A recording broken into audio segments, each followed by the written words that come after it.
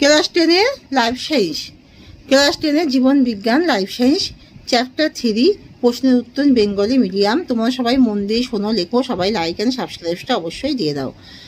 মাধ্যমিক জীবন বিজ্ঞানের প্রশ্ন, বংশগতি এবং কয়েকটি সাধারণ জিনগত রোগ, তৃতীয় অধ্যায়। তাহলে লাইফ সায়েন্সে বংশগতি এবং কয়েকটি সাধারণ জিনগত রোগ। এবার শুরু করছি।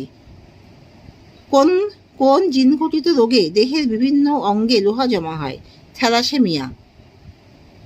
বংশগত একককে ম্যান্ডেল কি বলেন? ফ্যাক্টর বলেন। তাহলে বংশগত একককে ম্যান্ডেল ফ্যাক্টর বলেন। সংকর জীব ও সংকরণ কাকে বলে?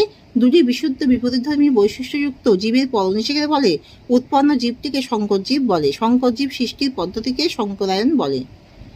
প্রকরণ কাকে বলে? যৌন জন্মের সময় জিনের পরিবর্তনে বা পরিবেশের প্রভাবে একই প্রজাতির জীবের মধ্যে যে পার্থক্য দেখা যায় তাকে প্রকরণ বলে।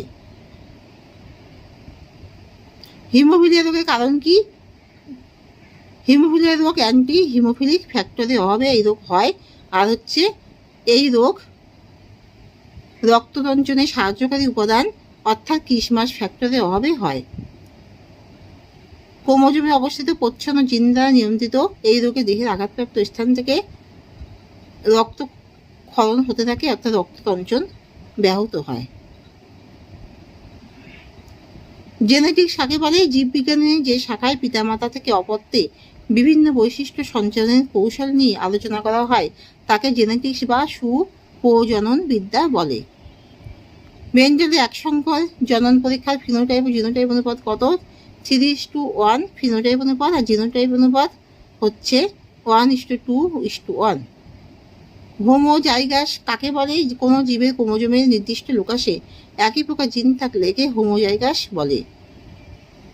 অ্যালিল কি? অজাফলাকা লয়শীল সমস্ত ক্রোমোজোমের কোনো একটি বিন্দুতে উপস্থিত বিপরীতধর্মী জিন জোড়াকে অ্যালিল বলে।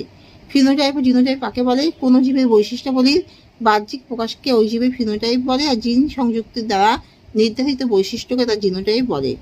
মেন্ডেলের পরীক্ষার জন্য কেন মটর গাছকেই বেছে নিয়েছেন?